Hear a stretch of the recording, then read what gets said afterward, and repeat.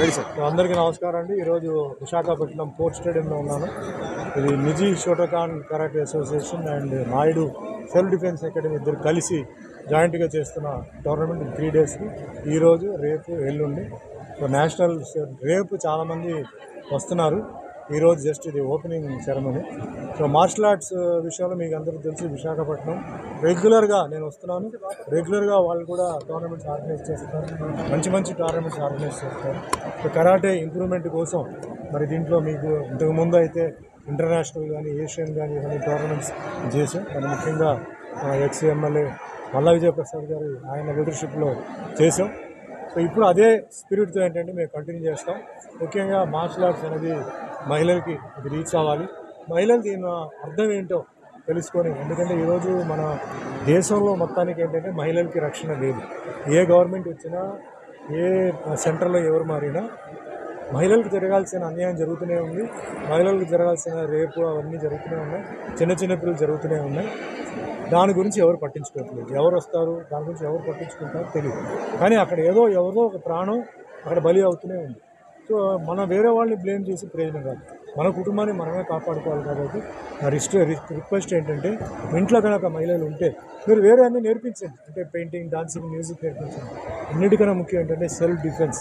ఎందుకంటే పిల్లలు, అమ్మాయిలు బయటికి వెళ్ళాలి, నేర్చుకోవాలి, ఉద్యోగంకి వెళ్ళాలి, దేశం వదిలేసి విదేశాలకు వెళ్ళాలి. అందరికీ తల్లిదండ్రులు టెన్షన్ ఉంటుంది, బయట అమ్మాయి ఎలా ఒంటరిగా బ్రతుకుతుంది అని.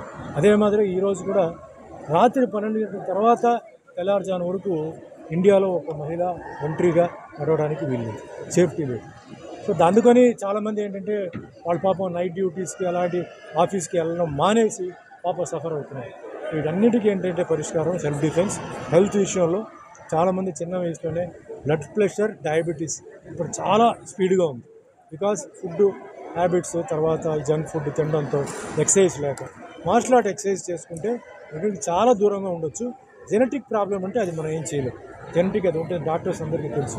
చాలా కల్తీ, అంటే కల్తీ వెజిటేబుల్స్, ఫ్రూట్స్ అన్నింటిలో కల్తీ ఉంది. దీని గురించి కూడా గవర్నమెంట్ ఏమో పట్టించుకోవట్లేదు. మీరందరూ ఏంటంటే మీరు అనుకుంటారు ఇంట్లో చేసాం చాలా క్లీన్గా ఉంటుందని. క్లీన్గా ఉంటుంది, కానీ కూరగాయల లోపల ఏముంది, ఫ్రూట్స్ లోపల ఏముంది అది ఎవరికి తెలుసు. మొత్తం కల్తీ ఉన్నాయి. అందుకే టేస్ట్, కలర్ ఇవన్నీ అట్రాక్టివ్ ఉండడానికి చేస్తున్నారు. మనకి తెలిసి మనం తింటున్నాం.